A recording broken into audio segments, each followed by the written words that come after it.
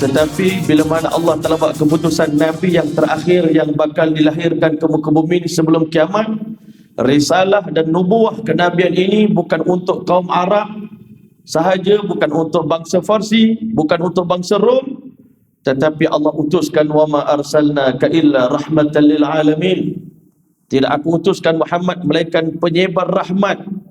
Rahmat yang Allah simpan, bahagia yang ada dalam Islam ni, dalam kalimah la ilaha illallah ni, Nabi kena sebarkan secara meluas, menyeluruh. Tabarakalladzi nazzala al-furqana ala 'abdihi liyakuna lil 'alamin nadhira. Maha suci Allah yang menurunkan Al-Quran ke atas hambanya supaya dia jadi pendakwah seluruh alam. A'udzu billahi minasyaitonir rajim. Bismillahirrahmanirrahim. Innal hamdalillah nahmaduhu wa nasta'inuhu wa nastaghfiruhu wa nu'minu bihi wa natawakkalu alayhi wa na'udzu billahi min shururi anfusina wa min sayyiati a'malina. Man yahdihillahu fala mudilla lahu wa man yudlil fala hadiya lahu. Asyhadu an la ilaha illallah wahdahu la syarika lahu wa asyhadu anna sayyidana wa habibana wa maulana Muhammadan abduhu wa rasuluhu, amma ba'du. Laqad qala Allah tabaraka wa ta'ala fil Qur'anil Majid ba'da a'udzu billahi minasyaitonir rajim. Bismillahirrahmanirrahim. Ya ayyuhan nabiyyu inna arsalnaka syahidan wa mubasysyiran wa nadhira wa da'iyan ila Allah bi'idnihi wa sirajan munira. Wa qala ta'ala huwa alladhi arsala rasulahu bil huda wa dinil haqq liyuzhirahu 'ala ad-din kullih wa kafa billahi shahida. Wa qala ta'ala wa ma arsalnaka illa rahmatan lil alamin. Sadaqallahul azim wa sadaqa rasuluhun nabiyul karim wa nahnu ala dhalika minasyahidin wasyakirin walhamdulillahi rabbil alamin. Assalamualaikum warahmatullahi taala wabarakatuh.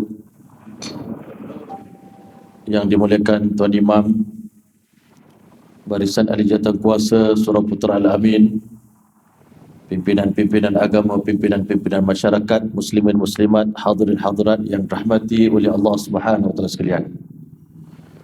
Alhamdulillah, thumma alhamdulillah.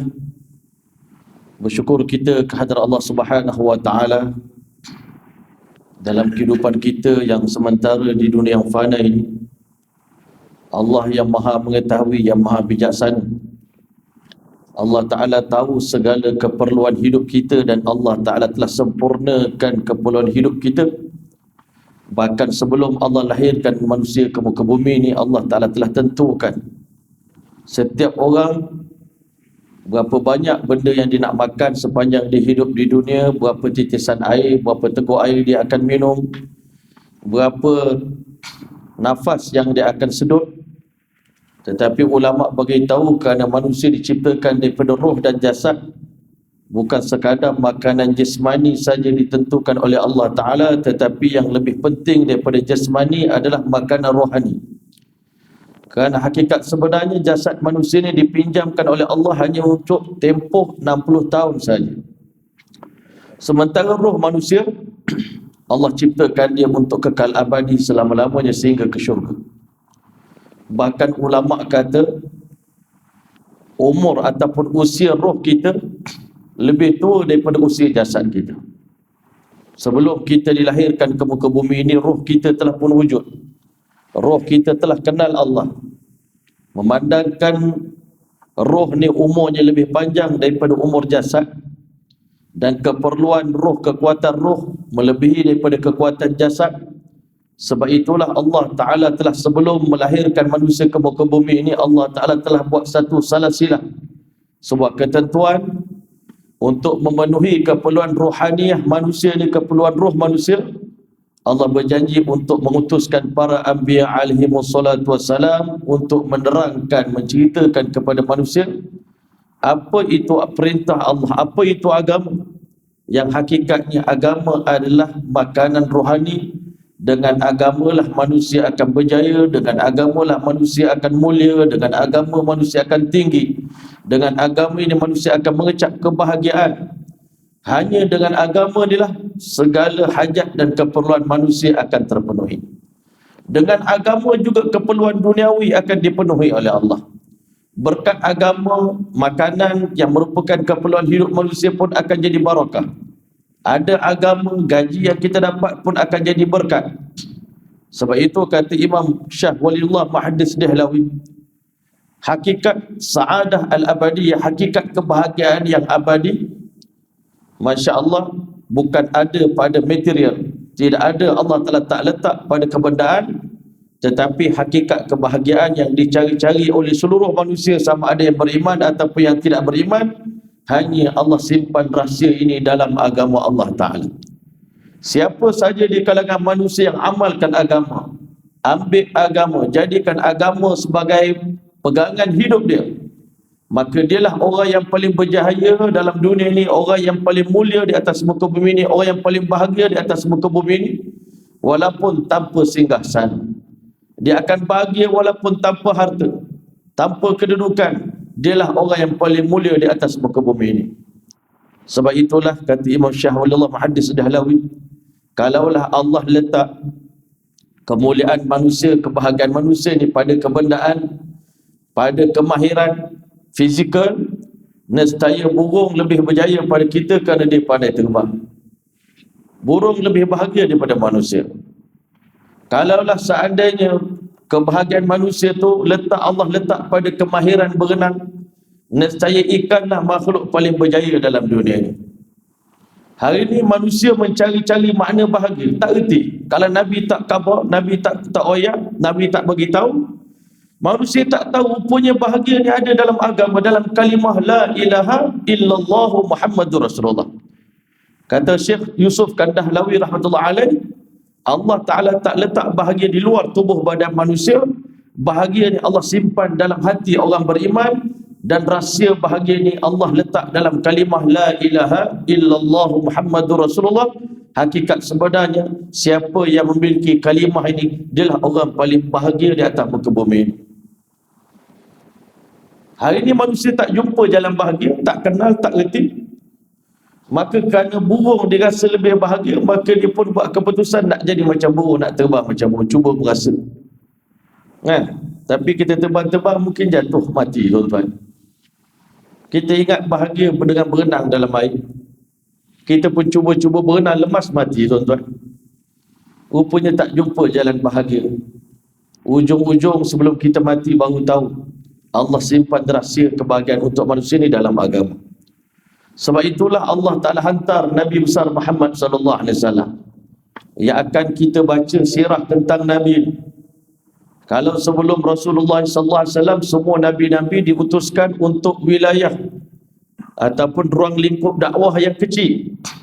Ada nabi diperintahkan oleh Allah berdakwah untuk ahli keluarganya saja. Nabi Ismail alaihissalam, wa kana ya'muru ahlahu bis-salati waz-zakah. Nabi Ismail hanya berdakwah kepada keluarganya, mengajak kaum keluarganya bersolat dan menunaikan zakat. Ada nabi-nabi yang lain sebelum Rasulullah, semua dakwah mereka dengan perkataan ya qaumi, ya qaumi, ya qaumi, wahai kaumku, wahai kaumku, wahai kaumku. Menunjukkan nabi ini dalam berdakwah dia sangat respect dan hormat dan sayang kepada kaumnya. Sebab itu mereka menggunakan perkataan ya qaumi, wahai kaumku, wahai orang aku, kaum aku, orang saya, keturunan saya, kabilah saya. Sangat sayang. Tetapi tuan-tuan mulia, hanya satu orang Nabi saja yang Allah Ta'ala izinkan di mulutnya terkeluar perkataan ya ummati, bukan ya qaumi. Kalau kaum, mungkin kaum Melayu, kaum India, kaum Cina. Tetapi bila mana Allah Ta'ala buat keputusan Nabi yang terakhir yang bakal dilahirkan ke muka bumi ini sebelum kiamat, risalah dan nubuah kenabian ini bukan untuk kaum Arab sahaja, bukan untuk bangsa Farsi, bukan untuk bangsa Rom, tetapi Allah utuskan wa ma arsalnaka illa rahmatan lil alamin. Tidak aku utuskan Muhammad melainkan penyebar rahmat, rahmat yang Allah simpan, bahagia yang ada dalam Islam ni, dalam kalimah la ilaha illallah ni, Nabi kena sebarkan secara meluas, menyeluruh. Tabarakalladzi nazzala al-furqana ala 'abdihi liyakuna lil 'alamin nadhira.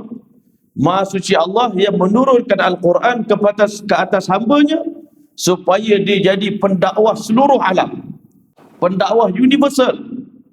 Risalah dakwah Nabi bukan untuk orang Arab, bukan untuk orang Farsi, bukan untuk orang Rom, tetapi merangkumi Afrika, orang Melayu, orang Jawa, orang Banjar, semuanya termasuk dalam di kalangan umat baginda Muhammad sallallahu alaihi wasallam. Tetapi tuan-tuan mulia, Nabi berdakwah ni mula pada zero, pada kosong. Bukan ada orang Islam satu pun waktu itu di atas muka bumi ini. Kalau ada pun orang yang beriman pada Allah, keimanan mereka ni terbatal. Melainkan mereka kena tajdid, kena renew iman mereka ni dengan kedatangan baginda Muhammad sallallahu alaihi wasallam. Allah beritahu walladzina yu'minuna bima unzila ilaika wa ma unzila min qablik wa bil akhirati hum yuqinun. Kena beriman dua kali baru diterima iman mereka oleh Allah Ta'ala. Kalau beriman sebelum Nabi pada Nabi Musa, Nabi Isa AS, datang Rasulullah SAW, bukan umat. Kalau Nabi mereka pun yang pernah hidup di zaman dulu pernah berdakwah kepada umat, kalaulah seandainya dia lahir dan dihidup pada zaman baginda Muhammad SAW, dia wajib tinggalkan syariat dia dan menjadi umat baginda Muhammad SAW.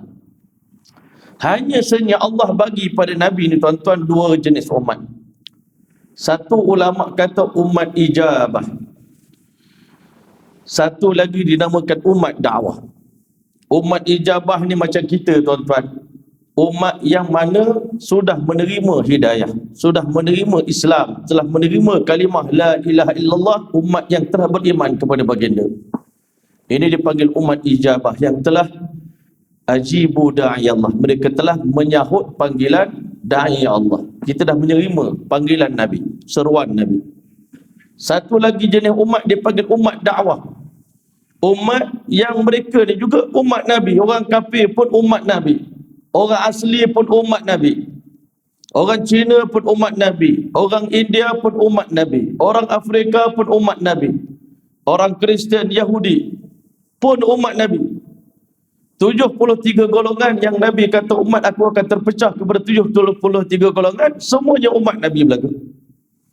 Cuma mereka ni dinamakan umat dakwah, yang akan beriman dengan Nabi dengan perantaraan dakwah. Sebab itulah tuan-tuan yang dirahmati oleh Allah, Allah jadikan dakwah ila Allah ni amalan dakwah. Dakwah ni satu amalan, dakwah ni satu kerja. Macam mana semayang ada kerja dia tuan-tuan. Bila kita sebut semayang, dia ada perkataan solat, dia ada kerja solat.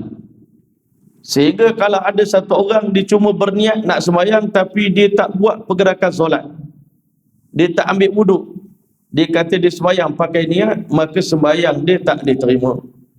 Sebab yang dinamakan ibadah ni qaulun wa amalun, perkataan dan perbuatan, wa'tiqadun dan juga akidah kita. Samalah juga 5 rukun Islam ni tuan-tuan. Kalau kita tengok rukun Islam, bila kita sebut sembahyang, kita tahu kerja sembahyang. Bila kita sebut puasa, kita tahu pekerjaan puasa. Dan tuan-tuan yang mulia, bila kita sebut zakat, kita tahu kerja zakat. Bahkan kadang-kadang kita pakai baju, kita ni pegawai zakat, menunjukkan betapa fahamnya kita tentang makna zakat. Sebut haji, ada lafaz haji dan ada kerja haji yang kita kena buat. Dan kita tengok Masya Allah rukun Islam ni makin ujung makin kurang tanggungjawab kita. Haji seumur hidup sekali, zakat dengan puasa setahun sekali, sembahyang 5 waktu. Tapi yang mula-mula sekali kalimah syahadah ni banyak orang tak faham. Orang ingat kalimah syahadah cukup hanya mengucap kalimah syahadah, tetapi tidak perlu bekerja untuk menyebarkan kalimah syahadah. Kita faham semayang, ada perkataan lafaz semayang, ada kerja semayang.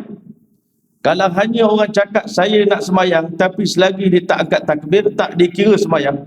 Sama juga dengan kalimah syahadah yang kita ucapkan ini, yang mana keperluan manusia kepada kalimah syahadah lebih penting daripada keperluan mereka kepada solat, kepada puasa, kepada zakat dan kepada haji. Sebab itu Allah jadikan kerja dakwah ni yang merupakan amal praktikal bagi kalimah syahadah, sehingga pada zaman Nabi tak akan ada satu orang yang mengucap kalimah syahadah dalam keadaan dia tidak setelah itu tidak berdakwah, tidak mengajak orang lain beriman kepada kalimah ini. Bahkan kerja dakwah ni lebih panjang. Sebab itu Allah Ta'ala tangguhkan ibadat ini. Perintah solat turun pada tahun yang ke-10, perintah zakat turun, perintah puasa turun pada tahun yang kedua hijrah, 12 tahun lepas Nabi menjalankan dakwah. Dan kerja yang pertama dan utama yang Allah perintahkan kepada umat ini sebelum mereka bersolat, berpuasa, berzakat, berhaji adalah tugas dakwah ilallah. Dengan perantaraan dakwah inilah iman kita akan kuat. Dengan berkat dakwah inilah kita akan dapat sifat istiqamah. Dengan berkat dakwah ini juga kata ulama, orang kafir akan nampak keindahan Islam. Dengan berkat dakwah ini, keimanan dan akidah umat Islam akan jadi kuat. Tetapi bila umat tinggalkan dakwah, tuan-tuan, kesan dia, Masya Allah, umat ini akan jadi tak yakin pada ajaran agama dia. Kan? Hilang tamyiz, tak boleh nak membezakan antara hak dengan batil. Sehingga hari ini kita nampak ramai umat Islam kata semua agama sama. Semua dia kata sama je agama. Bahkan sekarang, dulu di mulut orang kafir kata agama semua sama, ajak pada kebaikan. Kalau kita tidak berdakwah mengajak manusia pada Islam, tak mengajak manusia kepada Allah, kepada kalimah syahadah, orang Islam tak ada keinginan untuk ajak orang kafir pada Islam, lama kelamaan dia keluar daripada mulut orang Islam, semua agama sama. Kalau kita belajar di universiti-universiti di sebuah negara, tuan-tuan, semester pertama Islam liberal ni dia ajar pada anak murid dia apa? Semua agama sama. Islam tak boleh kata dia paling betul, Kristian tak boleh kata dia paling betul. Kenapa ini berlaku? Keyakinan hilang pada agama kerana orang Islam tak pernah mengajak orang lain kepada agama dia. Sebab itu tuan-tuan, malam ini kita nak baca kitab kita. Pada halaman yang ke-37 ya. Masya Allah, halaman yang ke-37 daripada kitab Nurul Yaqin, kita tengok mula-mula sekali setelah Nabi menyempurnakan genap umur 40 tahun. Setelah mana Allah Ta'ala ajar Nabi macam-macam kepandaian. Semua kepandaian menega, kepandaian bernega, kepandaian bela kambing, kepandaian bahasa Arab. Allah Ta'ala bagi ilmu berdikari pada Nabi. Dengan mak ayah tak ada, dengan biasa hidup dalam keadaan zuhud. Ini semua kemahiran-kemahiran Allah Ta'ala bagi untuk Nabi gunakan saat Nabi mula nak berdakwah. Masuk umur 40 tahun, Allah Ta'ala perintahkan Nabi SAW untuk mula menjalankan dakwah. Hampir semua Nabi-Nabi masa zaman remaja mereka semuanya bela kambing, dan hampir seluruh Nabi-Nabi melainkan Nabi Isa AS sahaja yang mana nubuah untuk Nabi Isa AS ni bermula lepas lahir dah jadi Nabi selalu dah. Masya Allah, Nabi Isa AS di antara benda dia, di antara syiar dia waktu dia lahir, waktu dia masih baby lagi, dia boleh bercakap. Dia mengatakan, inni abdullah, aku adalah hamba Allah, ataniyal kitab, Allah bagi kepada aku kitab Injil waktu aku masih kecil lagi. Wa ja'alani nabiyya, Allah jadikan aku seorang nabi. Wa ja'alani mubarakan aina ma kuntu, kemanapun aku pergi Allah berkati tempat yang aku datangi, aku jadi orang barakah. Wa awsani bis salati waz zakah, Allah pesan pada aku, Masya Allah, kena semayang, kena bayar zakat, madum tu hayya, selama mana aku hidup. Wa barran bi walidati, Allah perintahkan aku untuk berbakti pada bonda aku Maryam AS. walam yaj'alni jabbaran, Allah tak jadikan aku orang sombong, syaqiyya yang celaka. Hanya seorang Nabi saja yang dapat jadi Nabi sewaktu masih dalam buayan. Selebih daripada itu, semua Nabi-Nabi yang baki, mereka ni mendapat nubuah pada usia 40 tahun. 40 tahun ini dipanggil Sinnul Bulugh, Sinnul Rusyd, usia kematangan. Semua Nabi-Nabi berdakwah dalam keadaan matang. Kematangan ni penting dalam berdakwah. Banyak orang berdakwah dalam keadaan tidak matang. Sebab itu dia katakan ta'allamu qabla an tasawwadu. Sebelum kamu nak jadi pemimpin, belajar betul-betul dulu. Nak jadi nabi, nak jadi pendakwah, ngaji molek-molek, kemas-kemas. Memang berdakwah ni kita kena belajar. Memang kita kena berani try. Tetapi tuan-tuan mulia, kita juga jangan dalam berdakwah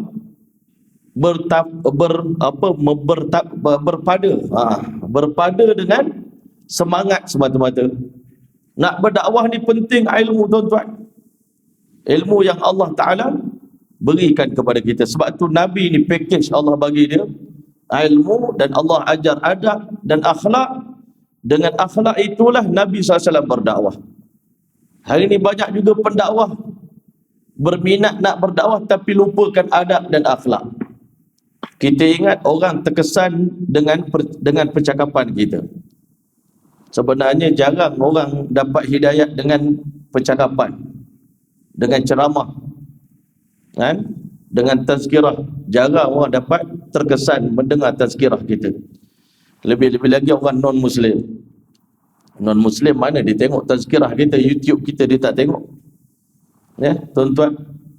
Orang non-Muslim dia hanya nampak akhlak kita, adab kita.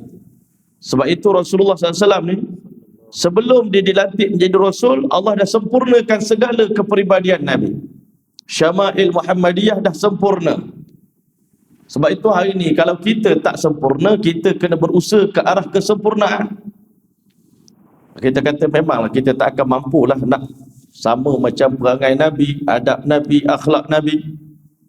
Tetapi dalam masa yang sama, jangan itu jadi tiket untuk kita membetulkan kesilapan-kesilapan yang kita buat. Sebenarnya sebagai pendakwah lagi besar kesilapan kalau kita buat salah. Kan? Akan jadi manusia akan mentohmah, menuduh orang Islam ni dia hanya pandai bercakap tapi tak pandai buat. Inilah yang banyak berlaku. Jadi sebab itulah Allah Ta'ala pilih Nabi-Nabi ini berdakwah pada usia 40 tahun. Pada saat mereka dah matang, mereka dah dewasa, mereka dah cukup bersedia untuk menanggung bebanan dakwah ni, tuan-tuan. Maka diberitahukan dalam kitab ini ad-da'watu sirran, berdakwah secara rahsia. Ini strategi Nabi. Kita pun boleh ikut strategi ini, insya-Allah. Tak semua tempat dalam dunia ini boleh bebas berdakwah. Salah satu daripada nikmat yang Allah bagi pada kita rakyat Malaysia ni, tuan-tuan, semoga kita ambil peluang ni sungguh-sungguh sebelum peluang ini terluput daripada kita. Dalam dunia ni negara yang paling bebas sekali berdakwah.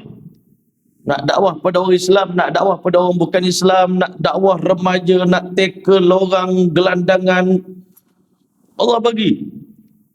Allah bagi Malaysia ni negara yang mana kerajaan kita, Masya Allah, dengan rahmat Allah membenarkan seluruh aktiviti dakwah tanpa ada sikit pun halangan. Negara lain jangan. Tuan-tuan mulia, pergi negara Arab lagi, Masya Allah. Baru ni heboh dalam khutbah Jumaat. Dia perintahkan semua khatib-khatib di negara dia lah, tak nak sebutlah, semua orang tahu, untuk ban ataupun menceritakan keburukan jemaah tabligh, tuan-tuan. Haramkan jemaah tabligh, sesatkan mereka, bid'ahkan mereka. Tuan-tuan mulia, bumi dakwah ni bumi apa sebenarnya? Bukan ke dakwah ni bermula, tabligh ni bermula daripada Mekah, daripada Madinah. Tapi inilah tanda-tanda akhir zaman, bila dakwah diharamkan di bumi dakwah, di bumi pengorbanan, di bumi kelahiran Nabi diharamkan aktiviti dakwah, tuan-tuan mulia, apa akan berlaku kepada umat? Bila umat dibiarkan tanpa peringatan. Kalau satu orang budak dia membesar tak pernah dengar nasihat, apa akan jadi dengan budak tu, tuan-tuan? Tak pernah kena marah, tak pernah kena rotan, tak pernah kena nasihat. Masyarakat di sebuah negara pun begitu juga. Maka sebab itu di akhir zaman ini Allah Ta'ala, Allahu Akbar, negara Malaysia ni nak cakap macam manalah, bukan ciptaan manusia, bukan rekaan manusia, bukan manusia yang atur ni negara kita jadi begini ni. Jadi sangat sporting dan sangat fleksibel untuk dakwah. Tapi kalau kita tak ambil peluang berdakwah, maka nanti jangan sampai kita menangis kalau Allah telah cabut nikmat ini daripada kita. Waktu hari ini peluang. Saya pula tengok dengan berkat Covid ni, tuan-tuan, anak-anak muda terutama di Kuala Lumpur, Selangor, tuan-tuan, Allahu Akbar, datang PM saya, DM saya dalam Instagram. Kami ingat Maulana tak jawab, rupanya Maulana jawab. Alhamdulillah, syukur. Maulana bagi pula nombor WhatsApp, sembang macam mana nak jumpa. Ini pun tadi ada orang nak jumpa, Ustaz. Semua orang sekarang ni menghadapi tekanan hidup, tuan-tuan. Saya cakap dekat kawan-kawan, kalau ada orang mengadu masalah depan kita, sebenarnya dia dah serah diri dah, tuan-tuan. Ambillah saya. Kita tinggal ambil, polis sikit-sikit lebih kurang, boom, okey dah dia, tuan-tuan. Jadi sebab itu, tuan-tuan, Allah Ta'ala jadikan dakwah ni satu amalan yang sangat ditakuti oleh iblis, laknatullah alaih. Sebenarnya iblis yang bisik manusia, jangan berdakwah, jangan berdakwah, jangan berdakwah. Sebab apa? Bila tak ada orang dakwah, senang bermaharajalela lah iblis. Senang pun buat kerja dah, tak ada orang nak lawan, tak ada orang nak fight. Sekarang ni yang iblis takut ni bila rombongan dihantar ke hujung-hujung dunia, pergi ke Brazil ke, pergi ke Argentina ke, pergi ke mana-mana, dengan berkat pengorbanan mereka ni susah payah tinggalkan keluarga, Allah Ta'ala buka pintu hidayah kepada orang Kristian untuk masuk Islam. Dan orang Islam yang jauh daripada agama kembali rindu nak amalkan Islam. Sebab itu hari ni, tuan-tuan, Masya Allah, iblis sangat risau tentang gerakan dakwah ni, tuan-tuan. Dia sangat bimbang kalau orang Islam berdakwah. Dan orang Islam pun bukan orang kafir, orang Islam pun risau kalau tengok orang berdakwah ni, tuan-tuan. Jadi sebab itu malam ni kita akan baca sejarah. Kadang-kadang kita ni duk ingat dakwah ni hanya zaman Nabi dulu je patut ada. Zaman kita ni tak payah dah kot. Sebab semua orang Islam kat Malaysia ni dah taat perintah Allah 100%. Orang Islam semua dah semayang, orang Islam semua dah bayar zakat, orang perempuan semua dah tutup aurat. Tapi kenyataannya sekarang ni, tuan-tuan, kes nusyuz, isteri deraka pada suami, uququl walidain, anak-anak deraka pada ibu bapa, kes, macam-macam kes, makin menyeramkan, makin menyeramkan, makin menyeramkan hari demi hari. Makin pelik keadaan rakyat. Tapi berkat PKP ni, tuan-tuan, ramai juga yang ingin kembali pada agama, kembali pada Islam. Dan memang pun hanya Islam je boleh tenteramkan. Dan kita dapati banyak orang di luar sana mengadu depression, mengadu anxiety, mengadu tak boleh tidur malam, mengadu kegelisahan, mengadu macam masalah rumah tangga. Dah pergi kaunseling pun tak selesai, makan ubat pun tak selesai. Ulama kata dosa ni yang kita buat oleh orang Islam hari ini akan menyebabkan Allah balakan mereka, timpakan mereka dengan kegelisahan yang tak akan ada manusia boleh rawat kegelisahan itu. Kesempitan hidup. Allah janji dalam Quran, wa man a'rada 'an dzikri, barang siapa berpaling daripada peringatan yang kami bagi, dakwah yang kami sampaikan, fa inna lahu ma'isyatan dhanka, kami uji mereka kehidupan yang sempit. Allah bagi kesempitan hidup, kesempitan perasaan. Walaupun rumah besar tapi dada sempit jadi sempit, tuan-tuan. Wa nahsyuruhu yaumal qiyamati a'ma, kami akan bangkitkan mereka di hari kiamat dalam keadaan buta. Hidup di dunia sempit hati, dan kami akan bangkitkan mereka di hari kiamat dalam keadaan buta. Qala rabbi, dia akan bertanya pada Allah di pada mahsyar nanti, lima hasyartani a'ma, kenapa engkau bangkitkan kami ya Allah dalam keadaan buta, wa qad kuntu basira, sedangkan dulu kami celik wahai Allah. Qala kadzalik, Allah kata demikianlah yang kami akan buat kepada kamu. Atas ke ayatuna, dulu kami dah beri peringatan pada kamu, dah bagi tahu pada kamu jalan, dah tunjuk kepada kamu orang Islam, kami dah dakwahkan kepada kamu, fanasitah, tapi kamu buat lupa peringatan yang kami berikan. Wa kadzalikal yauma tunsa, demikianlah pada hari ini kami juga lupakan kamu.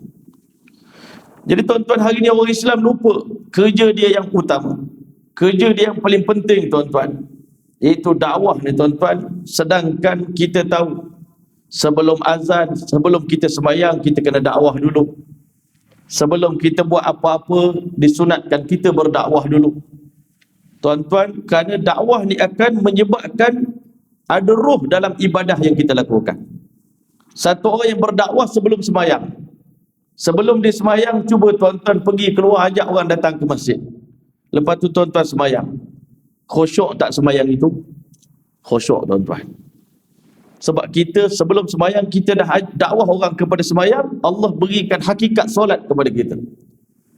Kalau kita nak bangun tahajud, sebelum bangun tahajud kita dakwah dulu, maka Allah Ta'ala akan bagi kita lah orang pertama akan dapat kekuatan untuk bangun tahajud. Sebab itu ulama kata mana-mana ibadah yang kita lemah, kita rasa lemah baca Quran, maka untuk macam mana dapat kekuatan, kita kena ajak orang dulu sebelum kita buat. Sebelum buka Quran, tak ada kekuatan nak pegang Quran.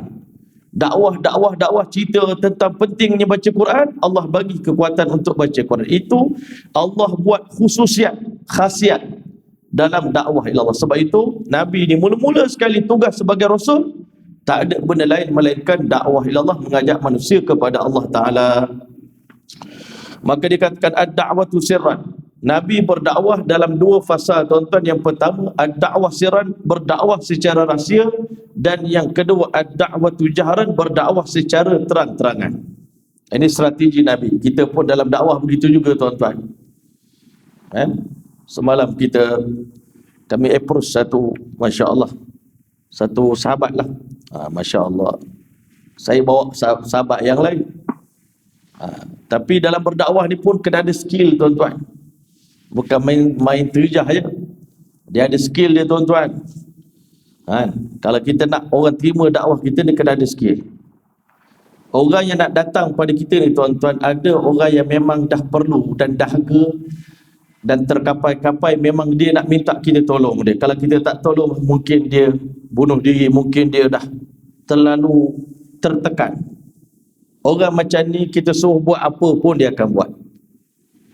Satu orang sahabat datang jumpa saya, Ustaz, saya dah 3 hari tak tidur malam. Oh, kata saya, kata bagus ni kita punya prospek, Masya Allah. 3 hari dah tak tidur malam, tak tahu nak gimana dah.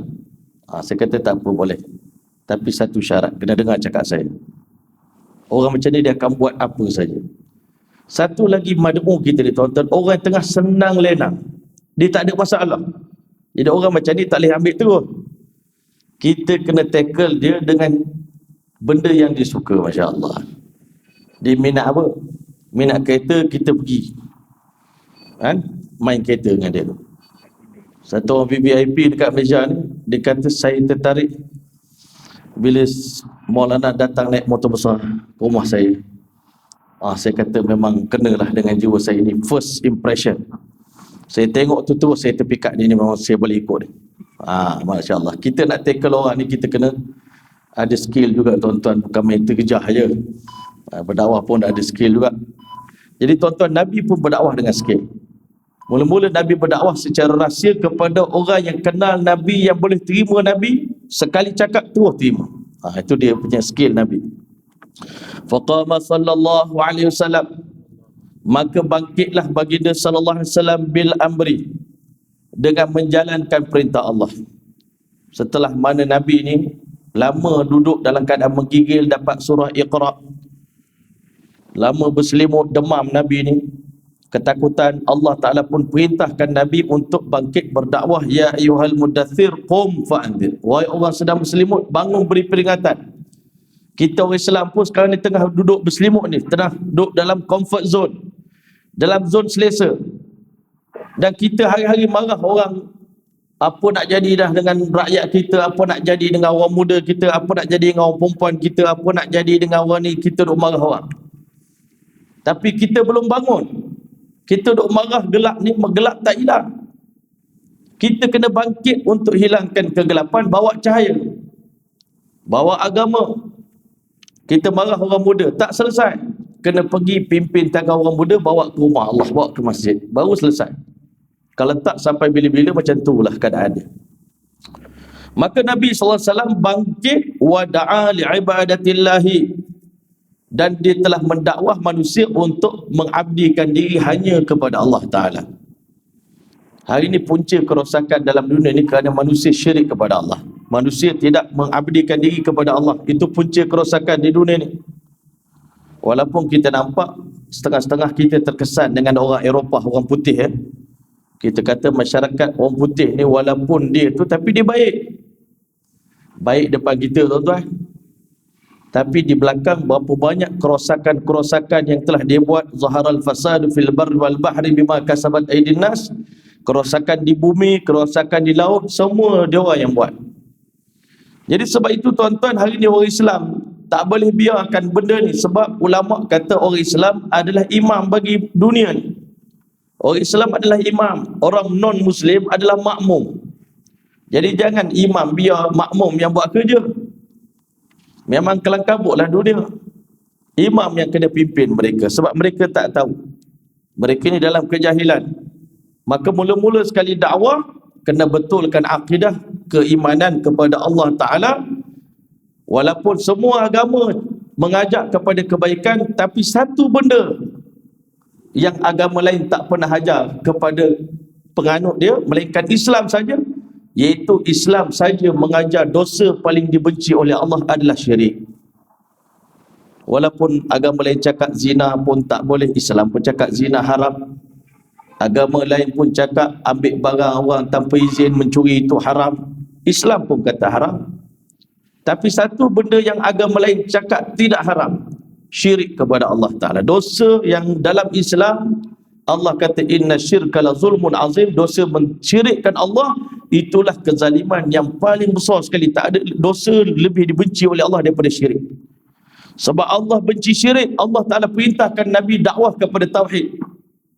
Allah Ta'ala suruh Nabi ni ajak manusia menyembah hanya kepada Allah Ta'ala. Sebab Allah sangat benci kepada sekutu, kepada syirik. Betullah hari ni kalau kita nak buang syirik tuan-tuan di dunia dan nak buang syirik di hati kita, tak dapat tidak kita kena dakwah manusia kepada kalimah la ilaha illallah Muhammadur Rasulullah. Lagi banyak dakwah, lagi banyak syirik akan tanggal daripada hati kita. Ulama kata ibadat-ibadat lain dengan zikir pun boleh tanggal kotoran-kotoran di hati kita. Dengan baca Quran pun boleh tanggal. Tapi kotoran degil di hati kita, syirik ni tuan-tuan, yang paling kita takut ni syirik. Orang masjid ni insya-Allah dia syirik jali dia tak buat. Tapi kita ni ustaz-ustaz macam kami pun tak terlepas daripada syirik khafi tuan-tuan. Syirik khafi ni Nabi SAW beritahu, aku lebih takut daripada fitnah Dajjal, asyirkul khafi. Lebih bahaya lagi daripada Dajjal. Hari ni semua orang takut pada Dajjal, tapi dia tak takut syirik di hati dia, iaitu riak. Kita buat apa-apa, berceramah dengan niat nak tunjuk pada orang, itu riak. Man salla yura'i faqad asyraka. Siapa yang sembahyang nak tunjuk pada orang, dia telah syirik pada Allah. Man shama yura'i faqad asyraka. Siapa yang berpuasa nak tunjuk pada orang, bangun tahajud nak tunjuk pada orang, pakai sunnah pun nak tunjuk pada orang. Hari ini media sosial ni menjadikan ramai orang riak tuan-tuan. Tak perasan, tanpa sedar, kita telah berlaku syirik kepada Allah Ta'ala. Nak buat ibadat pun kena buat live juga tuan-tuan, kan? Sambil-sambil buat ibadat, sambil nak buat live. Yelah, gantung pada niat lah juga. Kalau niat nak berdakwah, nak mengajak orang lain, tapi benda tu senipih boleh bawa. Mula-mula niat berdakwah, tapi dah ramai orang tengok live kita ni, kita boleh macam juga tuan-tuan. Hati manusia riak sikit-sikit, ujub sikit-sikit pun datang. Sebab tu tuan-tuan, nak buang syirik ni daripada hati kita ni, sebab Allah Ta'ala kalau ada debu-debu syirik pun, sebesar zarah pun syirik di hati kita, tertolak ibadat kita.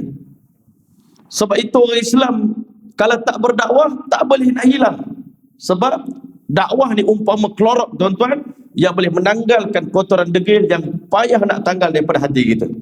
Sebab itu semua orang Islam masuk Islam, Nabi ajar mula-mula dakwah dulu. Semua orang Islam hari-hari keluar daripada rumah mereka mengajak manusia, ya ayuhan nas qulu la ilaha illallah tuflihu, manusia ucaplah la ilaha illallah, dengan kalimah ini kita akan berjaya. Itu syiar semua orang Islam, perkataan mereka. Masya Allah. Allah Ta'ala hantar Nabi berdakwah kepada aqwaman, kepada kaum-kaum, ya, jufatan, kaum yang mana mereka ni keras hati. Allah bukan hantar Nabi berdakwah kepada orang Melayu tuan-tuan. Bangsa Melayu ni bangsa yang lembut hati. Dakwah sikit, tengok orang perangai molek sikit, alhamdulillah masuk Islam belaka tuan-tuan. Kalau Nabi dihantar ke Malaysia, habis semua masuk Islam. Tapi Allah hantar Nabi ni berdakwah kepada kaum yang keras hati, yang degil, keras kepala, arrogant, tak nak dengar cakap siapa-siapa. Bukan mudah tu. Tapi Allah nak tunjuk, kalau orang yang jahat macam tu pun boleh berubah, maknanya dakwah ni kalau setakat nak mengubah orang Melayu mudah sangatlah tuan-tuan. Tapi kalau orang Melayu tolak dakwah kita, maknanya kita kena kaji di mana kelemahan dia. Sampai orang lembut macam ni pun tak terima, orang keras lagi tak terima. Kita kena study juga, jangan duk marah kat orang je tak terima dakwah kita. Kena kaji juga skill kita dalam berjual beli. Kan? Kita ni berjual beli ni, dakwah ni jual beli. Kalau orang tak nak beli produk kita, kena cek mana kelemahan produk kita. Jadi tuan-tuan, la dina lahum. Orang Arab jahiliyah ni tak ada kepercayaan, tak ada agama. Orang memang tak ada agama. Kan? Masya Allah. Illa an yasjudu li asnamin. Melainkan kerja mereka ni menyembah kepada berhala-berhala, la tanfa'u wa la tadur, yang tak boleh bagi manfaat dan tak boleh bagi mudarat. Benda tu macam botol ni lah, tak boleh bagi manfaat, tak boleh bagi mudarat, tapi kita percaya dia hebat. Kita percaya dia hebat. Dia botol, dia pun pelik juga tuan-tuan. Aku biasa macam botol dia, tak boleh bagi manfaat, tak boleh bagi mudarat, tapi bila manusia sembah dia, anggap dia hebat. Botol ni pun pening tuan-tuan. Manusia buat batu, batu tak boleh bercakap, tak boleh bergerak, tak boleh berbuat sesuatu. Sehingga dalam Quran Allah kata, kalau Zubab, lalat datang curi sesuatu di depan berhala tu tak mampu pun nak tangkap lalat, nak suruh lalat tu jangan. Betapa manusia ni teruknya tuan-tuan kalau tak ada dakwah ni. Kalau Nabi tidak berdakwah waktu itu, agak-agak sampai 1000 tahun sekarang ni guna gaya orang Arab tuan-tuan. Hak setara Nabi berdakwah dah pun, sekarang ni kita tengok orang Arab menyeramkan tuan-tuan. Bukan marah orang Arab ni bagus. Mereka lah pendahulu kita dalam Islam. Tetapi bila orang Islam, orang Arab dah yang dulunya mereka ni pejuang-pejuang Islam, mereka dah jadi macam ni. Ini membuktikan Islam di zaman kita ni dah betul-betul diambang kehancuran, diambang kejatuhan. Dan inilah masa yang paling penting orang Islam semua kena bangkit berdakwah semula tuan-tuan. Tak boleh biar dah. Kalau tak Islam makin jatuh, suatu hari nanti tak mustahil Islam ni akan hilang daripada muka bumi ni kalau orang Islam tidak bangkit keluar daripada rumah mereka untuk kembali mengajak orang lain ni beriman pada Allah Ta'ala. Maka tuan-tuan, wala hujjata lahum. Orang Arab jahiliah ni tak ada hujah, tak ada alasan. Kalau orang tanya sebab apa awak sembah patung ni, tak ada hujah, tak ada dalil. Kami tak tahu apa dia, melainkan dia kata illa annahum muttabi'una lima kana ya'budu abahum. Dia kata ini tradisi nenek moyang kami, jadi moyang kami sembah patung, jadi kami pun sembah patung. Kami tak tahu apa sebab, kami cuma ngikut je. Nak kata ada dalil nampak Patung tu boleh buat sesuatu selama ini minta-minta dapat ke? Tak pernah dapat. Berdoa tak pernah makbul. Tapi cuma percaya patung tu boleh bagi sesuatu.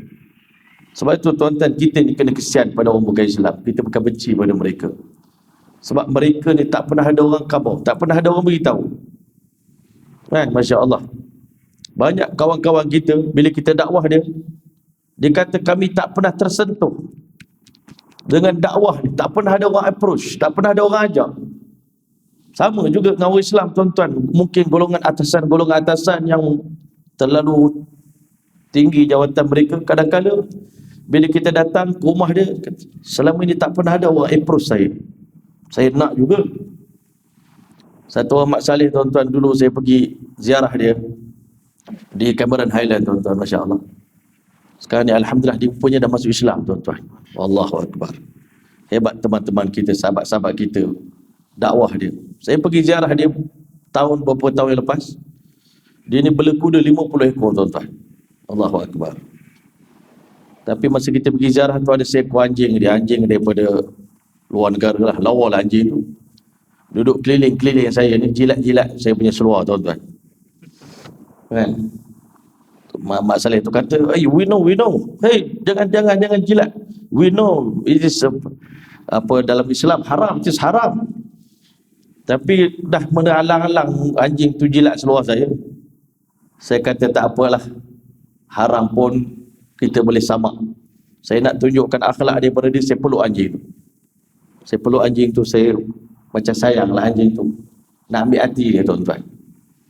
Tapi Alhamdulillah, lepas pada tu, rupanya bila dia masuk Islam, pada hari dia mengucap kalimah syahadah, tim Ustaz Abdullah Alamin, tim Faizal Tahir, grup dia yang Islamkan Les Ilyas ni, tuan-tuan, orang Mak Saleh dah duduk di Malaysia ni 30 tahun. Bila dia memeluk Islam, dia kata sebenarnya dah 20 tahun dia memendam perasaan nak masuk Islam. Cuma tak ada orang ajak. Tak ada orang ajak. Banyak Cina di India, di luar tu nak masuk Islam, tuan-tuan, tapi tak ada orang ajak. Betapa kita ni, tuan-tuan, lemahnya semangat orang Islam berdakwah sampai kita kata pandai-pandailah korang, carilah kebenaran sendiri. Sebenarnya bila kita ajak, rupanya banyak orang nak pada agama ni, cuma kita ni selfish, tuan-tuan. Banyak orang Islam sekarang dia dilanda penyakit selfish. Saya seorang je masuk syurga, insya-Allah. Anda diumumkan di hari kiamat, semua orang masuk ke syurga, neraka, melainkan seorang. Saya lah tu yang seorang. Kita tak ada fikir, risau macam mana nak selamatkan orang yang mereka ni sebenarnya adik-beradik kita daripada keturunan Nabi Adam yang sama. Afrika ke dia, kulit putih ke dia, Cina ke dia, India ke dia, dia adik-beradik kita, sedara sedaging. Cuma mereka tidak bernasib baik kerana dilahirkan daripada perut ibu yang tidak Islam. Kita bernasib baik, kita ada kelebihan. Tapi kenapa kita tak pernah berniat nak berkongsi kalimah yang ada di hati kita ni dengan mereka? Kita sembunyikan kebenaran ni. Sebenarnya kita berdosa, tuan-tuan. Sebab itu ulama kata dosa orang Islam paling besar hari ini yang menyebabkan kenapa doa kita nak minta Palestin bebas, kenapa doa kita nak minta saudara se-Islam kita di Rohingya, di mana-mana seluruh dunia, kenapa sampai hari ini doa itu belum makbul? Sebab orang Islam melakukan satu dosa yang tak terampun di sisi Allah. Mereka menyembunyikan kebenaran kalimah la ilaha illallah Muhammadur Rasulullah yang ada dalam hati mereka. Kita tak beritahu pada orang bukan Islam, tak ada Tuhan yang layak disembah melainkan Allah. Tak boleh syirik pada Allah, tak boleh sembah pada patung, hanya sembah pada Allah, mengabdikan diri hanya kepada Allah. Kita yang tahu tak cerita pada orang yang tak tahu. Dan kerugian orang kafir ni kalau dia mati tanpa kalimah ni, tuan-tuan, dia tak akan mencium bau syurga, tuan-tuan. Hari ni orang Islam sanggup ke tengok orang non-Muslim di seluruh dunia yang hari ni mereka ni umpama orang buta yang nak menuju kepada sebuah telaga yang dalam, mereka nak jatuh, tapi tak ada siapa yang nak tarik tangan mereka untuk terjun ke dalam telaga tersebut. Kita nampak depan mata kita.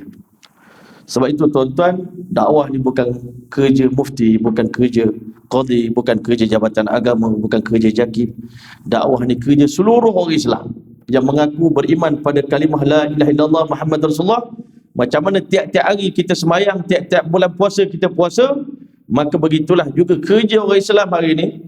Kerja tuan-tuan di pejabat itu kerja nombor 2. Kerja utama kita adalah dakwah ilallah, mendakwah manusia kepada kalimah la ilaha illallah Muhammad Rasulullah. Ada orang kata, ustaz kita dakwah dalam internet je lah cukup.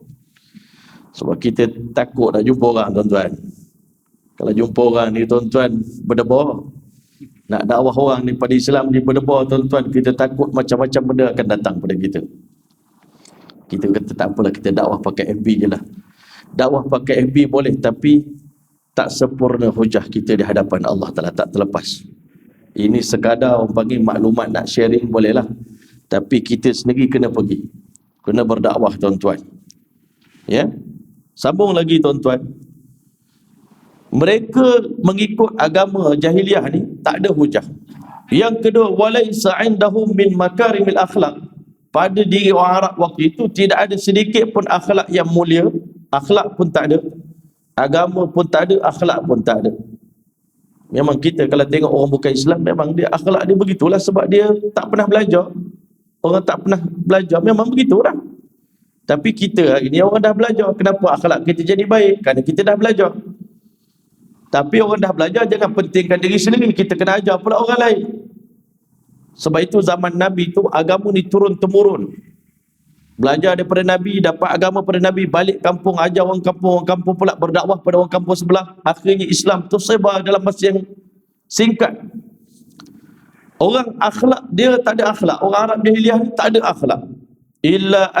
Illa ma kana murtabitan bil izzah wal anfaq, melainkan akhlak mereka hanya muncul pada perkara-perkara yang bersangkut paut dengan maruah diri mereka, masya-Allah. Berkaitan dengan maruah, dia jaga akhlak dia. Kadang terpaksa berlakon jadi baik sebab nak jaga kabilah kita punya nama baik. Berlakon jadi baik, berlakon cakap lembut-lembut kerana nak cover kabilah dia. Itu je akhlak yang ada pada orang Arab. Akidah teruk, akhlak pun tak ada. Maka dia kata wahwallazi katsiran ma kana sababan fil gharat wal hurub. Kerana maruah inilah, itulah merupakan sebab yang menyebabkan banyaknya berlaku peperangan dan ghazwah di zaman dahulu, wa ihraqud dima, dan berlakunya pertumpahan darah semata-mata nak mempertahankan maruah kabilah kita. Itu saja. Kita ni pun tuan-tuan, kalau kita tak didakwah, tak didik masyarakat kita, asabiyah, kita berperang dengan orang lain bukan kerana agama ni, berperang kerana asabiyah, mati kerana asabiyah. Sebab itu ulama kata bila orang Islam ni meninggalkan dakwah tuan-tuan, apa akan jadi? Dua benda tuan-tuan. Dua kerosakan akan berlaku bila umat Islam tinggalkan kerja dakwah. Yang pertama tuan-tuan, iman umat Islam akan jadi rosak.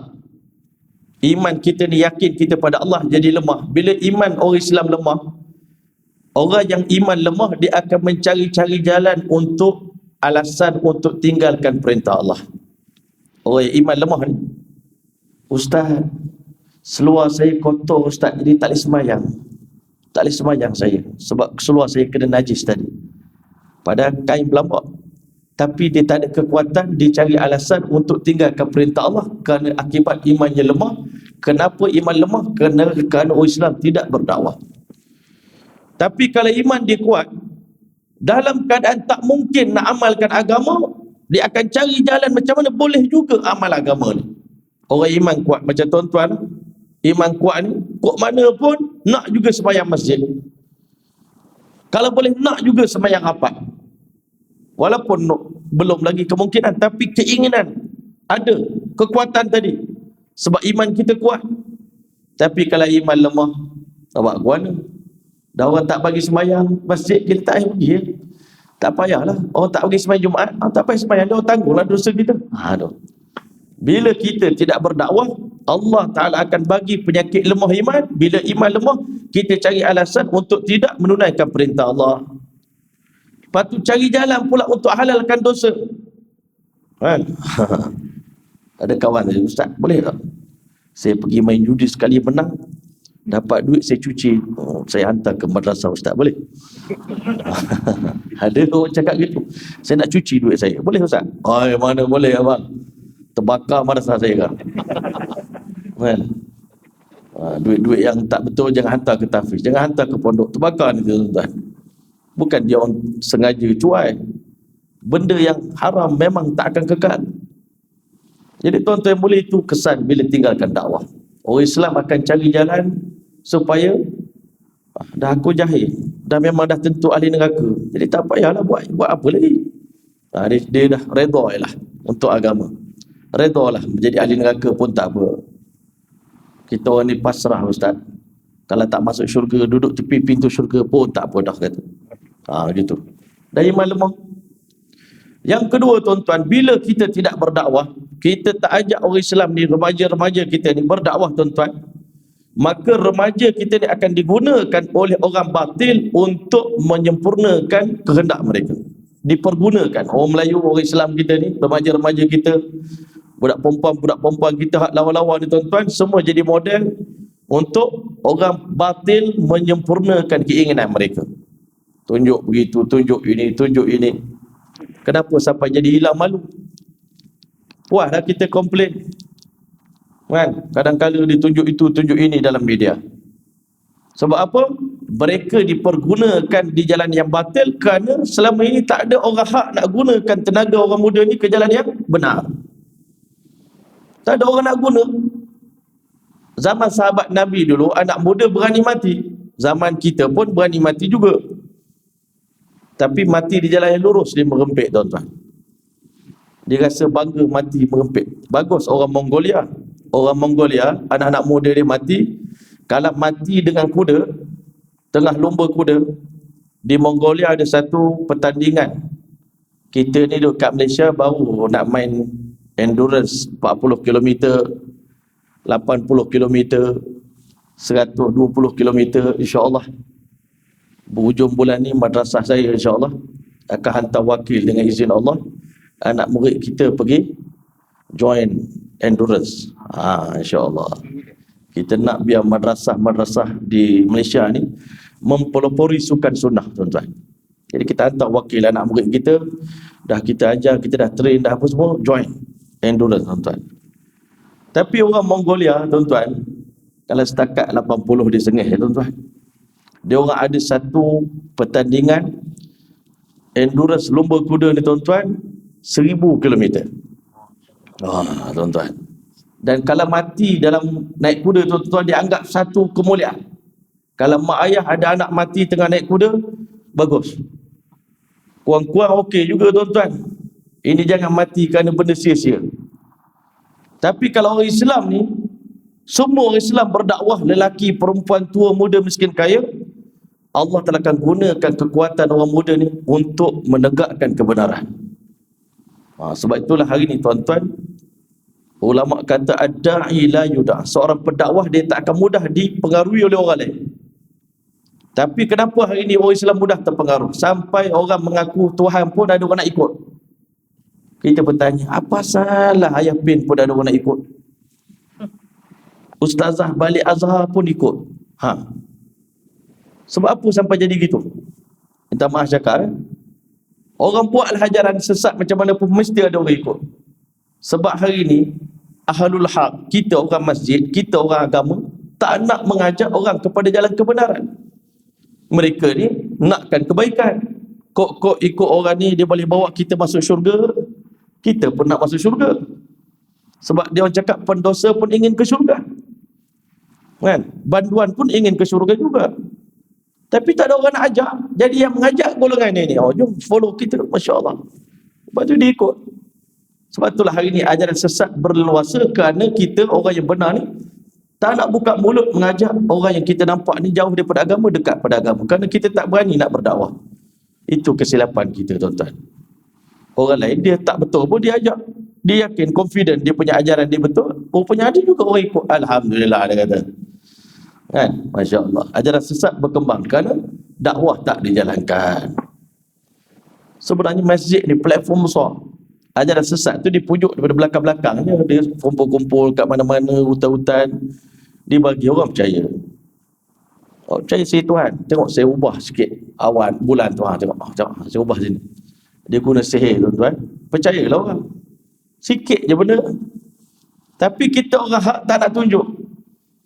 Tuan tengah sedih dia, insya-Allah. Ikut saya. Kita ada program 3 hari iktikaf dalam masjid. InsyaAllah balik Allah selesai masalah tuan. Banyak saya buat anak-anak muda tuan-tuan, 400, 500 orang sekarang ni lah, dengan izin Allah Ta'ala, datang dengan 1000 masalah. Nak bercerai dah dengan bini, dengan mahkamah. Balik-balik minggu depan tuan-tuan, lepas kita bawa dia keluar 3 hari, minggu depan bercinta pula dengan bini. Sebelum ni 4 bulan Ustaz, tak tidur sekali. Isteri saya dah file mahkamah. Tapi saya balik daripada program 3 hari Ustaz, Alhamdulillah, bini saya tak pernah panggil sayang, panggil darling. Sekarang panggil darling. Itu perkataan yang saya nak sangat bini saya cakap, tapi dia tak pernah cakap. Tapi bila saya ubah diri saya kata, bang, 2 benda yang abang telah buat. Yang pertama, saya kata Nabi bersabda, man taraka syai'an lillah, siapa yang tinggalkan sesuatu, tinggalkan isteri dan anak kerana Allah, awadahullahu khairan minhu, Allah akan ganti pada abang benda yang lebih baik daripada apa yang abang tinggalkan. Yang kedua, saya kata tuan, dalam hidup tuan tak ada benda yang kurang. Muka lawa, isteri cantik, anak handsome lawa, rumah besar, kereta besar.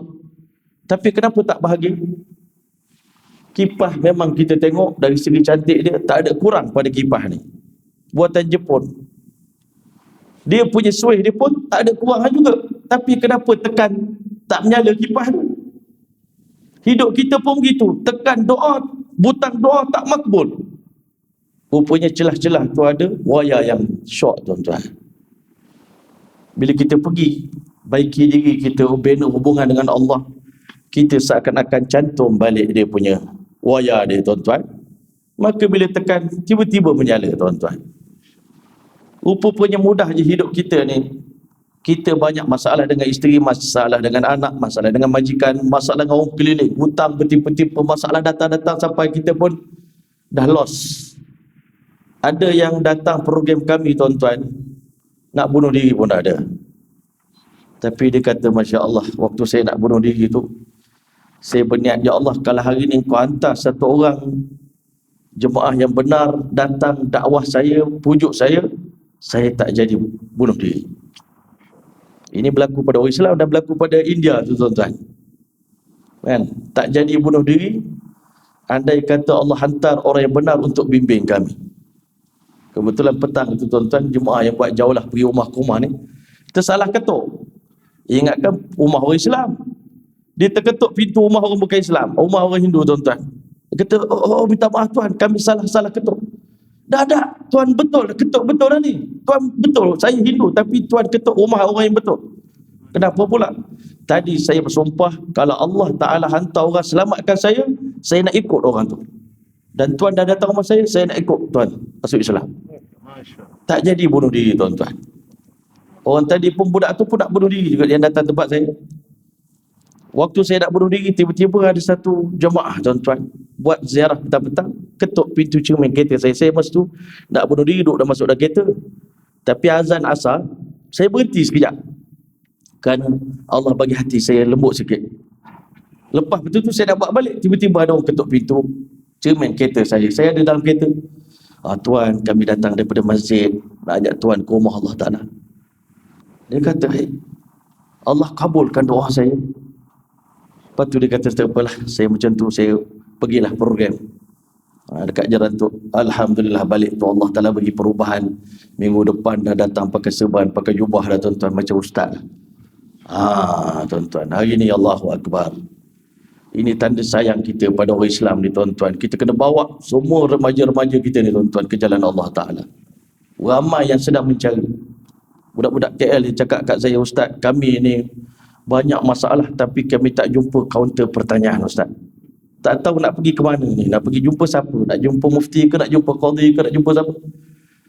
Kalau siapa pun ambil kami terima sekarang. Siapa pun. InsyaAllah. Mudah-mudahan Jadi tuan-tuan, insyaAllah, kebanyakan peperangan berlaku disebabkan masalah-masalah yang berkaitan dengan maruah diri mereka. Faja'ahum Rasulullah sallallahu alaihi wasallam bima la ya'rifuna. Tiba-tiba Nabi datang bawa benda yang mereka sama sekali tak tahu, tak faham. Nabi ajak pada Allah, Nabi ajak pada sunnah Nabi, Nabi ajak pada masya-Allah pada akhirat, Nabi ajak pada Islam, Nabi ajak semayang, Nabi ajak akhlak yang mulia. Kata ini lain macam ni. Dia orang dah sesat teruk, tiba-tiba Nabi datang bawa Islam. Sebab itu ulama kata hidayah ni penting. Kata Kiai Uzairan, tuan-tuan, satu orang kiai di Indonesia, sebelum satu orang dapat hidayah, pandangan dia berubah, dan selepas dapat hidayah, pandangan dia akan berubah. Sama dengan kita, tuan-tuan.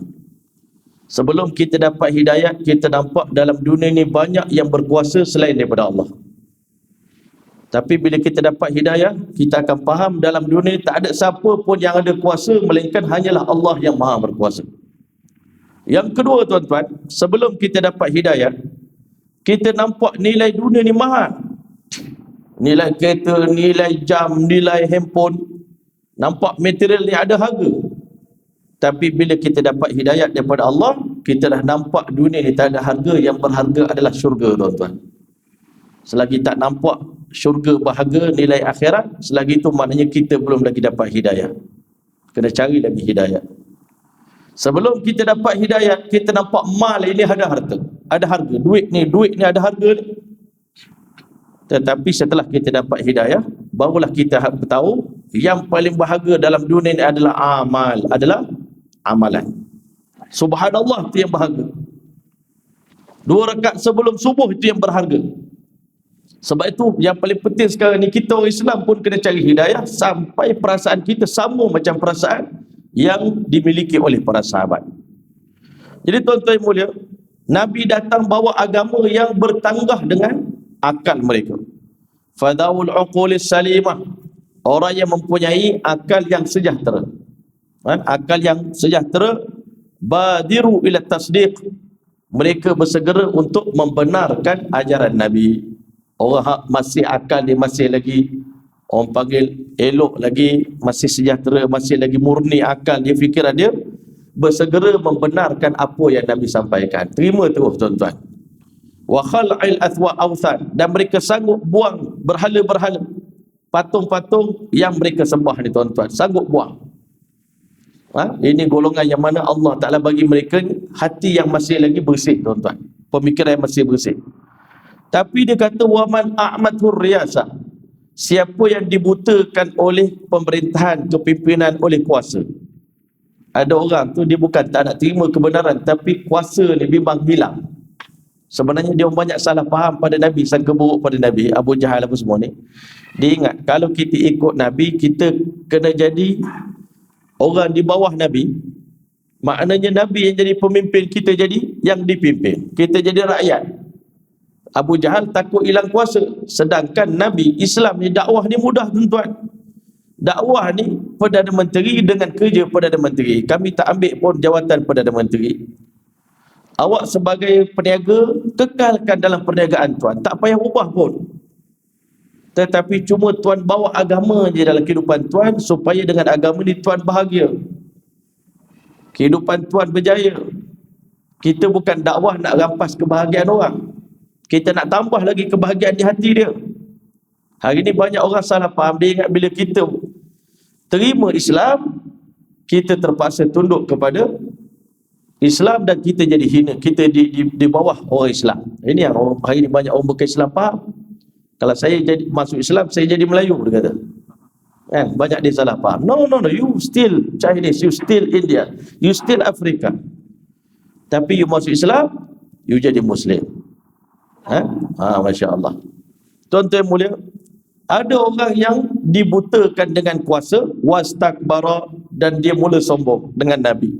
Kaila tasluk minhu azamatu, tujuan disombong dengan Nabi, dia takut tercabut kebesarannya. Itu salah faham. Nabi berdakwah bukan Nabi nak rampas Darun Nadwah. Nabi tak pernah terfikir pun nak rampas Darun Nadwah daripada tangan Abu Jahal. Cuma nak kamu masuk Islam dan kamu terus jadi pemimpin. Nabi sendiri beritahu, An-nasu ma'adinun ka ma'adini dhahabi wal fiddah. Manusia ni macam lumbung emas dan perak, khiyaruhum fil jahiliyah Orang yang terbaik di zaman jahiliyah khiyaruhum fil Islam, orang yang terbaik juga di dalam Islam. Orang yang di zaman jahiliyah dia adalah ketua, pemimpin, masuk Islam akan jadi pemimpin juga. Dalam Islam Nabi tak rendahkan martabat dia. Nabi ni bukan jenis orang nak ambil pangkat orang. Kedudukan Nabi tu paling mulia dah. Tak perlu lagi jawatan-jawatan apa-apa lagi. Khalid Al-Walid dari zaman jahiliah dia panglima perang, masuk Islam jadi panglima perang yang lebih hebat lagi. Sampai diberi gelaran Saifullahil Maslulah, pedang Allah yang sentiasa terhunus, tuan-tuan. Dalam peperangan Mu'tah, Khalid Al-Walid ni bawa 10 bilah pedang, tuan-tuan. 9 pedang dia patah, tuan-tuan.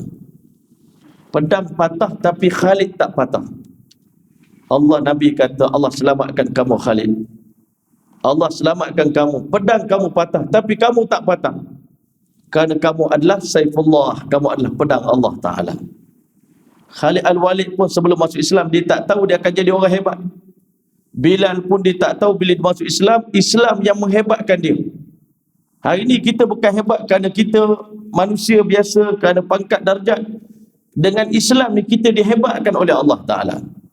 Disebabkan agama lah kita jadi hebat.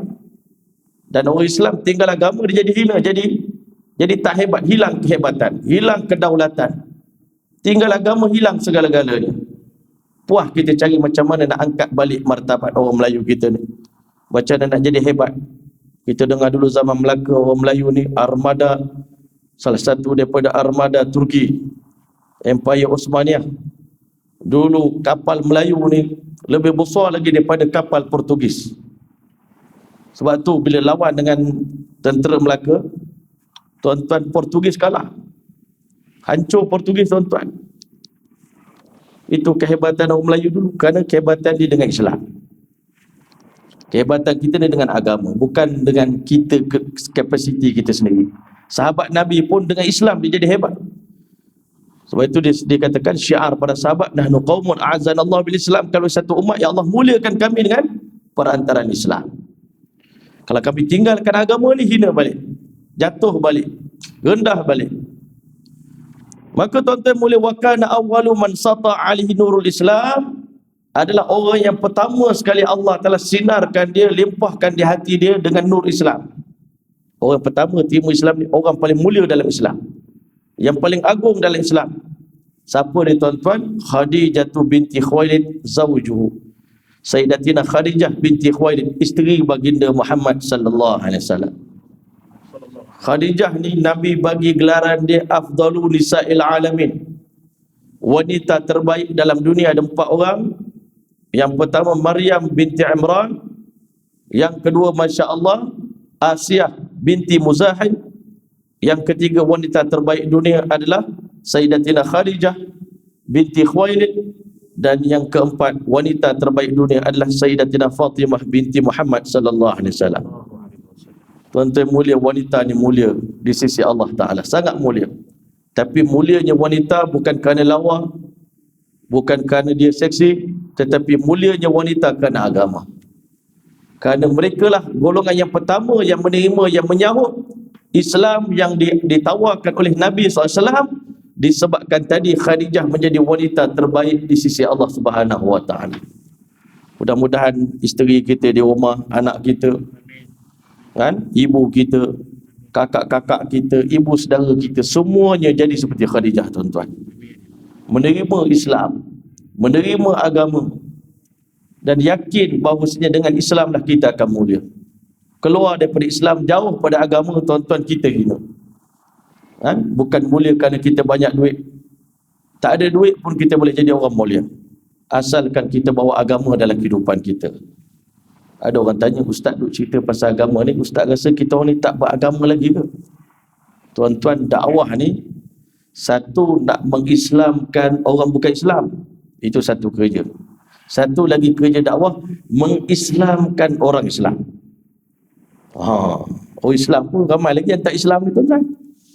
Jangan ingat semua orang Islam dah Islam, walaupun di KTP-nya, kartu tanda pengenalannya, di kad pengenalan kita ada tulis perkataan Islam, bukan jaminan kita ni Islam di sisi Allah Ta'ala. Ramai orang Islam hanya pada nama tetapi kufur di sisi Allah Ta'ala. Dan orang Islam ni pula, kalau dia ada masa dia lebih teruk pada orang bukan Islam, sampai orang bukan Islam pun risau tengok dia. Betul ke you ni Islam? Tapi saya rasa takut. Kalau di Jepun, tuan-tuan, banyak kes dulu pengurus-pengurus kilang ni, kerana dia tahu orang Islam nak puasa, orang Islam nak sembahyang, dia buat masjid, dia buat surau. Tapi bila dia buat surau, tak ada orang nak sembahyang, ditutup balik. Sebab yang tak nak sembahyang tu orang Islam. Saya dah buat surau untuk orang Islam. Tetapi kalau kita nak sembahyang, saya pernah pergi sebuah office di Johannesburg, tuan-tuan. Kilang tu milik orang Yahudi, tuan-tuan. Tapi dia buat satu surau kerana ramai orang Islam nak sembahyang, dia buat office dia jadi surau. Allah guna orang Yahudi sekalipun yang kita kata teruk ni, dia sanggup bagi office dia untuk jadi masjid kerana ada orang Islam nak sembahyang, tuan-tuan. Sebab itulah hari ni jangan kita puas hati. Alhamdulillah negara kita Islam. Negara memang Islam, tapi belum tentu orang Islam itu Islam. Sebab itu kerja kita ni kena juga mengislamkan orang Islam, sampai bila dia dapat hidayah, dia kata terima kasih Ustaz kerana Islamkan saya. Banyak budak-budak muda lepas dia ikut program kita, tuan-tuan, dia kata terima kasih Ustaz kerana Islamkan kami. Allahu Akbar. Bukan kita ni hebat, tuan-tuan, tetapi benda yang kita bawa ni kalau ikut cara Nabi, insya-Allah kesan dia sama macam cara Nabi juga, dengan izin Allah Ta'ala. Semoga Allah ampunkan. Orang pertama di kalangan wanita yang mengikut dakwah Nabi ni Sayyidatina Khadijah. Dan di kalangan kanak-kanak, budak muda yang pertama ikut Nabi adalah Ali bin Abi Talib. Ali bin Abi Talib, pemuda yang pertama yang menerima Islam di tangan Nabi sallallahu alaihi wasallam, ibnu ammihi, anak lelaki kepada paman Nabi sallallahu alaihi wasallam. Macam mana Sayyidina Ali boleh dapat Islam sedangkan bapa adik Abu Talib tidak beriman pada Allah? Apa ada sejarah dia, tuan-tuan. Wa kana muqiman indahu, adalah Ali bin Abi Talib, dia tinggal bersama dengan Nabi. Ali bin Abi Talib ni, Nabi ni banyak ambil orang yang duduk dengan dia masa kecil jadi menantu dia.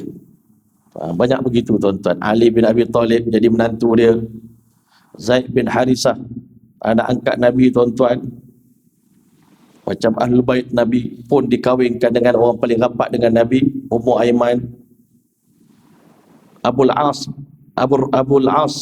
bin Rabi', dia ni anak saudara Nabi juga, duduk di rumah Nabi juga, dikawinkan dengan Zainab. Jadi tuan-tuan, Nabi ni banyak kawinkan anak dia dengan orang yang paling rapat dengan saudara mara dia, tuan-tuan. Nikah saudara ni pun bagus juga, tuan-tuan. Jangan kita terpengaruh dengan satu kefahaman nikah saudara ni tak bagus, kan? Saya ni alhamdulillah dengan izin Allah, orang kata nikah sepupu tak bagus, kita ni dah sepupu yang kelima dah, tuan-tuan.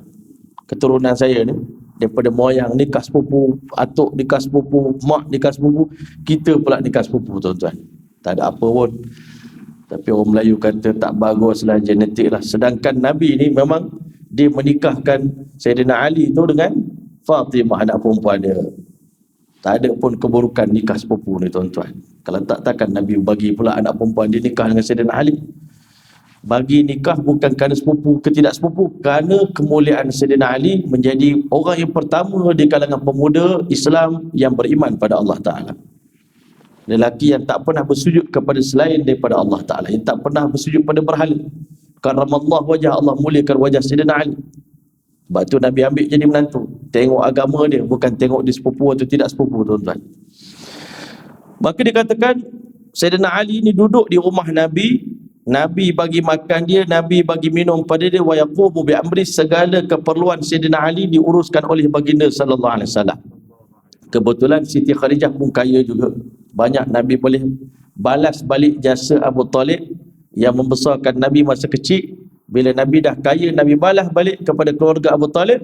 Nabi ambil Sayyidina Ali jadi anak angkat Rasulullah sallallahu alaihi wasallam. Lianna Quraisyan kanu qad asabathum maja'atun, kerana kaum Quraisy mereka telah ditimpa oleh kemarau yang panjang.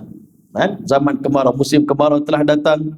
Wa kana Abu Talib muqillan, adalah Abu Talib seorang yang miskin. sedikit harta, kathirul aulad, dan banyak anak. Jadi Nabi ni dia faham orang, tuan-tuan. Nabi ni dalam berdakwah dia faham orang. Kita hari ni kadang-kadang berdakwah tak faham situasi orang. Jadi kita ni main masuk je, tuan-tuan. Itu yang kadang-kadang susah kita nak dapat hasil kita. Nabi ni dia faham orang. Dia tengok Abu Talib anak ramai, kemudian kurang harta. Faqala sallallahu alaihi wasallam li ammihi al-Abbas. Lalu Nabi SAW berkata kepada pamannya Sayyidina Abbas bin Abdul Muttalib, kan, inna akhaka Aba Talib. Dia mesyuarat dengan Sayyidina Abbas. Dia kata adik-beradik pakcik Sayyidina Abbas, dia kata adik pakcik ni iaitu Sayyidina Ali, Sayyidina Abu Talib lah, bukan Sayyidina Ali, Abu Talib. Abu Talib ni kathirul ayal, ramai besar keluarga dia, mana ramai anak-anak dia. Wan nasu fi ma tara min asyiddah. Sedangkan manusia di sekeliling kita sebagaimana yang pakcik ketahui, manusia hidup dalam kebuluran sekarang ni. Jadi orang keliling kita tengah kebulur dan kita sudah tentu risau tentang keluarga kita. Abu Talib pula ramai anak. Dan dia orang ni jadi miskin bukan kerana dia nak miskin. Abu Talib ni orang yang sangat kuat berniaga, tapi kenapa miskin? Kerana harta dia banyak dibelanjakan untuk jemaah haji dan umrah yang datang ke Baitullahil Haram. Zaman dulu orang Mekah dalam keadaan dia miskin, dia tetap tidak cas apa-apa kepada jemaah haji dan umrah. Sekarang ni cerita balik, tuan-tuan. Tak nak cerita lah, kan? Sekarang ni semua kena cas. Hotel kena cas, bas kena cas, makan kena cas, minum kena cas. Sampai troli tu, Pakistan tu nak cas dengan saya 10 riyal. Saya kata Allah, berat lah, troli pun nak cas juga, kata. Allah Akbar. Jadi tuan-tuan mulia, sedangkan zaman dulu walaupun orang Arab jahiliah ni dia jahil, tapi dia tak nak cas apa-apa, bahkan dia bagi semua harta dia untuk menjamu jemaah haji dan umrah. Ya, Masya Allah. Kemudian tuan-tuan, Nabi ni bermusyawarah. Nak beritahu pada kita ni, Nabi ni satu orang insan yang suka bermusyawarah. Dan dia mesyuarat dengan Abbas. Kita kata apa? Kata kita ambil anak Abu Talib ni satu seorang. Abbas ambil seorang, saya ambil seorang. Ini Rasulullah SAW, dia nak ringankan bebanan Abu Talib. Fantaliq bina ilahi. Jomlah kita pergi ke rumahnya, linukhafif min iyali, supaya kita dapat kurangkan sedikit bebanan keluarga. Abu Talib, ta'khudhu wahidan wa ana wahidan. Tuan ambil seorang, saya ambil seorang. Pakcik ambil seorang, saya ambil seorang. Boleh? Ini mesyuarat Nabi SAW dengan Sayyidina Abbas. Fantalaqa, maka kedua-duanya telah pergi ke rumah Abu Talib. Wa arada alaihi al-amr. Mereka telah membentangkan keputusan mesyuarat tadi. Ini pakcik Abbas nak ambil seorang anak pakcik buat anak angkat, saya nak ambil seorang anak pakcik buat anak angkat. Tuan-tuan mulia, fa akhadha al-Abbas Ja'far bin Abi Talib. Sayyidina Abbas radhiyallahu anhu mengambil Sayyidina Ja'far bin Abi Talib menjadikan anak angkat. Anak saudara jadi anak angkat. Masya Allah. Kemudian wa akhadha Nabi sallallahu alaihi wasallam Aliyan. Nabi SAW telah mengambil Sayyidina Ali sebagai anak angkat dia. Peliknya Nabi ni tuan-tuan, budak-budak muda duduk di rumah Nabi ni ramai, bukan seorang. Ramai ya, budak-budak muda yang duduk di rumah Nabi. Di Mekah pun ramai, di Madinah pun ramai. Tapi setiap orang yang duduk di rumah Nabi ni terpesona dengan akhlak Nabi, sehingga tuan-tuan yang mulia, Zaid bin Harisah ni anak angkat Nabi, tuan-tuan. Cerita sikit kisah dia ni akan datang dalam pertemuan akan datang lah, insya-Allah. Jadi tuan-tuan boleh, Zaid bin Harisah ni salah seorang anak angkat Nabi. Dia ni tuan-tuan asalnya dia duduk di satu perkampungan lah. Tiba-tiba dalam perjalanan pulang, orang Arab jahiliah ni pergi berperang melawan satu kaum. Dalam perjalanan dia lalu di situ dan dia kena tangkap. Lalu dibawa ke Mekah, dijual di pasar-pasar di Mekah. Dia ni mangsa lah, jadi mangsa. Bukan dia ni hamba, tapi tiba-tiba jadi hamba. Dia jual di pasar Mekah, lalu Khadijah telah beli dia dengan harga 400 dirham. Bayar ke tuan dia, dapat 400 dirham dan dibawa balik. Zaid bin Harisah bawa ke rumah dia. Zaid bin Harisah ni perangai baik.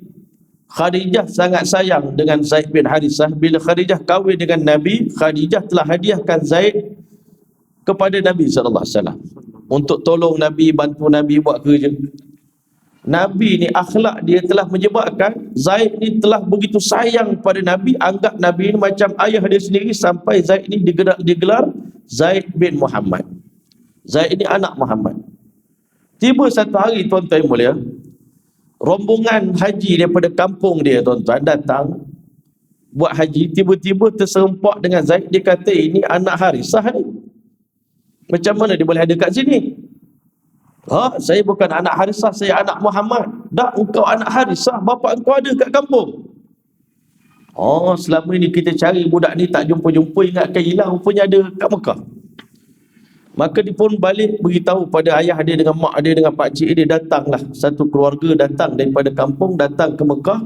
Tujuannya nak ambil balik anak dia, bawa balik ke Mekah. Tiba-tiba bila jumpa dengan Zaid, Zaid kata, saya tak nak balik. Tak nak balik. Puas dipujuk-pujuk, tak nak balik. Akhirnya Rasulullah SAW pun datang, jumpa dengan keluarga dia. Masya Allah. Tak apalah, beginilah tuan, kita bagi Zaid pilih.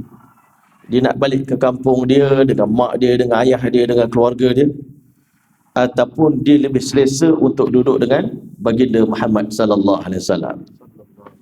Zaid kata, saya memang tak ada pilihan lain. Anta abi wa ummi. Dia kata, wahai Muhammad, wahai Rasulullah, Tuhan adalah ayah saya, Tuhan adalah ibu saya. Maka akhirnya, Masya Allah, keluarga Zaid kata, wahai anakku, kau anak kami, yang kau pergi sayang kat Muhammad buat apa?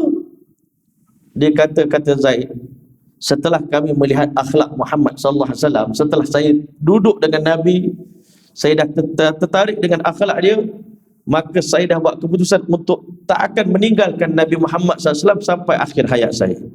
Abah baliklah ke rumah. Terkesan Nabi SAW sampai begitu sekali sayang Zaid kepada Nabi. Kerana itu, tuan-tuan, Nabi SAW ambil tangan Zaid, bawa pergi ke Masjidil Haram, iklankan depan orang ramai, sesungguhnya Zaid adalah anak kepada aku, anak bin Muhammad, dan aku akan wariskan harta pusaka kepada dia, dan kalau dia mati, aku akan mewarisi harta daripada dia. Maka mulai daripada hari itu, Zaid bin Harithah mendapat gelaran hubbun Nabi, cinta Nabi. Orang yang mencintai Rasulullah SAW sanggup buang mak ayah demi untuk duduk dengan Nabi SAW. Sebab itu ulama kata dalam kitab sirah, Zaid bin Harithah adalah lelaki yang pertama di kalangan golongan hamba yang beriman dengan Nabi, dan satu-satunya sahabat Nabi yang namanya disebutkan oleh Allah dalam Quran. Dalam Quran tak ada sebut nama Abu Bakar, tak ada nama Umar, tak ada nama Osman, tak ada nama siapa pun. Di kalangan sahabat Nabi hanya seorang saja, Zaid bin Harithah, yang namanya disebut falamma qada Zaidun minha wataran, namanya disebut dalam Al-Quran, hanyalah perkataan Zaid saja yang Allah sebut dalam Quran. Kerana mulianya kepribadian Zaid yang mencintai Nabi lebih daripada sayang kepada mak ayah dia sendiri, tuan-tuan. Hari ini kita tak tahulah berapa dalam cinta kita pada Nabi, sayang kita pada Rasulullah SAW. Mudah-mudahan Allah Ta'ala kurniakan sedikit daripada kecintaan itu ke dalam hati kita. Maka tuan-tuan mulia, akhirnya fa'akhadha al-Abbas Ja'far, Sayyidina Abbas mengambil Sayyidina Ja'far bin Abi Talib, dan Ali berada dalam jagaan Nabi sama macam menjaga anak-anaknya. Ila anja'atin nubuwah, Sayyidina Ali duduk di rumah Nabi sampai Nabi terima kenabian, sampai datang kenabian pada Nabi. Waqadna hadzal ihtilam, waktu itu Sayyidina Ali hampir-hampir memasuki usia baligh. Duduk dengan Nabi daripada kecil sampailah mendekati usia baligh, ya, dekat nak baligh. Fakana tabi'an lin-nabi fi kulli a'malihi, Sayyidina Ali radhiyallahu ta'ala mengikuti Nabi dalam setiap pekerjaan Nabi, perbuatan Nabi. Ditiru Nabi 100%, tuan-tuan. Dikopi perbuatan Nabi. Inilah hebatnya Rasulullah, tuan-tuan. Orang duduk dengan Nabi boleh kopi amalan Nabi. Kita hari ni orang duduk dengan kita berjalan, tak dapat nak tiru daripada kita, tuan-tuan. Tak dapat apa kebaikan. Sepatutnya kita ni sebagai, Masya Allah, orang yang pemimpin umat, tuan-tuan, kita kena buat Walaupun kita tak pandai, kita kena buat satu benda yang menyebabkan orang boleh tiru kita, boleh ambil sesuatu pelajaran daripada kita. Walam yatadannas bidanasil jahiliyah. Nabi tak Sayyidina Ali tak pernah dikotorkan dirinya dengan kekotoran jahiliyah. Ini orang yang bersih lagi, masih bersih lagi. Min ibadatil authan, daripada menyembah berhala-berhala, wa tiba'il hawa, dan mengikuti hawa nafsu. Wa ajaba aidan, dan setelah Khadijah masuk Islam, Sayyidina Ali bin Abi Talib masuk Islam. Yang ketiga, tuan-tuan, dan Sayyidina Ali pun minta izin pada Abu Talib untuk masuk Islam. Minta izin untuk beriman dengan Nabi SAW, dan Abu Talib izinkan dia untuk meluk Islam. Orang ketiga yang memeluk Islam adalah Sayyidina Zaid bin Harithah ibnu Shurahbil Al-Kalbi, daripada keturunan Bani Kalbi, maulahu, bekas hamba baginda sallallahu alaihi wasallam yang dimerdekakan sallallahu alaihi wasallam. Wa kana yuqalu lahu Zaid bin Muhammad. Zaid bin Harithah ini pernah diberi gelaran nama Zaid bin Muhammad, Zaid anak Muhammad. Li'annahu lamma ishtarahu, kerana sesungguhnya tatkala Nabi SAW menjual akan dia.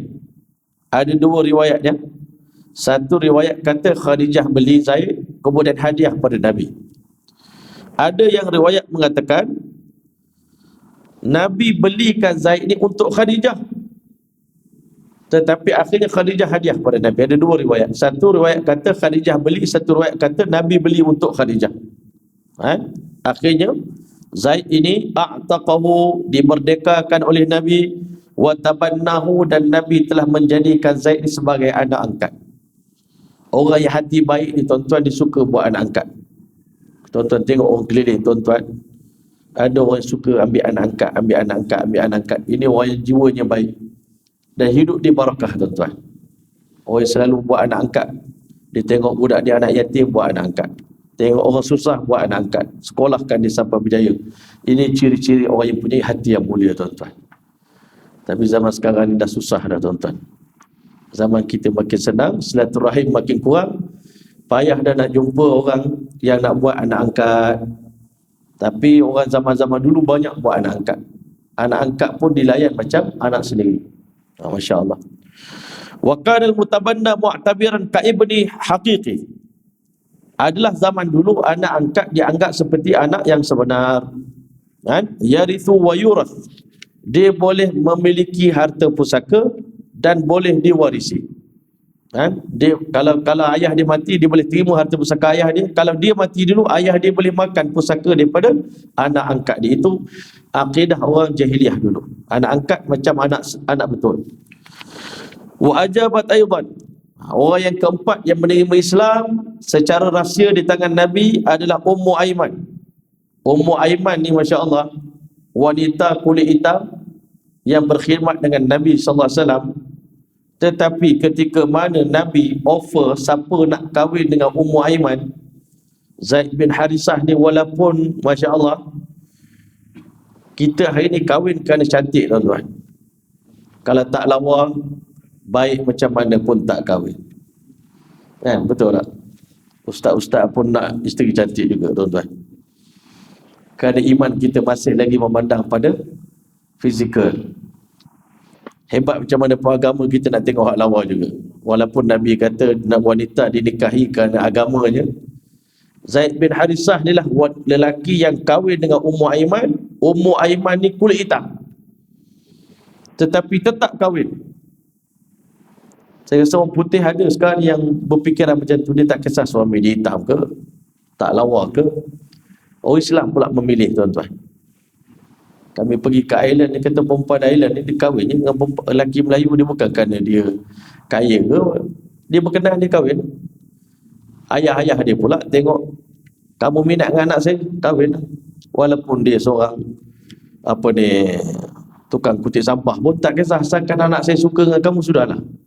Itu orang di belah Eropah, tuan-tuan. Kita hari ni kaya, ustaz, ada agama, pun kadang-kadang minang anak kita. Saya tak boleh lagi, tak cukup lagi. Saya nak ada piawaian, ada spek saya yang saya nak menantu saya ni calon ni mesti begini. Bila Nabi tawarkan siapa nak kahwin dengan Ummu Aiman, tak ada siapa nak, tuan-tuan. Zaid kata, saya sedia wahai Rasulullah. orang yang cinta pada Nabi, tuan-tuan. Dia tak kisah pun kahwin dengan siapa pun, asalkan Ummu Aiman itu disayangi oleh Nabi, kesayangan Nabi, perempuan kesayangan Nabi, saya sanggup kahwin dengan dia. Akhirnya dapat anak dia, nama Usamah bin Zaid. Anak dia tak ikut wajah Zaid. Zaid ni lawak. Anak dia Usamah dia ikut wajah mak dia, hitam, tuan-tuan. Sampai orang kata betul ke dia anak Zaid. Maka sampai keluar satu ilmu dipanggil ilmu qiyafah. Ilmu qiyafah ni apa, tuan-tuan? Kita nak tahu betul ke budak ni anak orang ni. Maka satu orang yang mahir, dia akan buat penilaian dengan melalui menerusi ilmu qiyafah ni. Tengok tapak kaki. Selalunya tapak kaki ayah dengan anak ni sama, tuan-tuan. Nak tengok, biasanya ada kalau kaki bengkok macam ni, ayah dia bengkok, maka anak dia semua akan bengkok. Tapi kalau ayah dia kaki lepeh, tuan-tuan, kaki dia melekat pada lantai ni, anak dia pun akan ikut juga. Jadi bila tengok ilmu qiyafah ni, tuan-tuan, sahih Usamah ni betul-betul anak Zaid. Walaupun dia hitam, ayah dia handsome, anak dia hitam, tak ada masalah. Hitam atau putih bukan tanda mulia atau hina. Tapi akhirnya Nabi angkat Usamah bin Zaid. Setelah ayah dia meninggal dunia, tuan-tuan, Nabi SAW lantik anaknya Usamah bin Zaid untuk jadi panglima tentera, untuk bawa tentera Islam yang terakhir semenjelang wafatan Nabi SAW. Inilah keluarga yang mulia, tuan-tuan. Walaupun dia hamba, tetapi mereka ni sudi untuk mempertahankan agama, menyebarkan Islam ke seluruh alam. Kemudian, tuan-tuan mulia, allati zawwajaha li maulahu Zaid. Ummu Aiman akhirnya dikawinkan dengan bekas hambanya yang bernama Zaid. Wa awwalu man ajabahu min ghairi ahli baiti.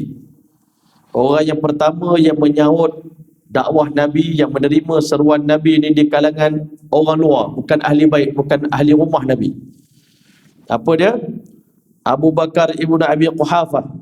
Sayyidina Abu Bakar ni orang pertama yang menerima dakwah dengan Nabi. Nabi kata, semua orang aku dakwah, semua bagi alasan. Tangguh kejap, saya nak fikir-fikir. Semua orang lain bila Nabi offer Islam, semuanya cakap saya nak fikir dulu. Melainkan seorang je kata Nabi di kalangan lelaki ni, iaitu Abu Bakar As-Siddiq radhiyallahu anhu. Terus terima Nabi. Khadijah pun sama, di kalangan wanita yang tak bertangguh-tangguh menerima dakwah Nabi ni adalah Sayyidatina Khadijah binti Khuwailid. Masya-Allah. Okey. Abu Bakar bin Abi Quhafah bin Amir bin Ka'ab bin Sa'ad bin Taim bin Murrah At-Taimi Al-Qurashi. Kana sadiqan li Rasulullah sallallahu alaihi wasallam qabla nubuwah. Dia adalah teman Nabi sebelum Nabi dilantik menjadi rasul.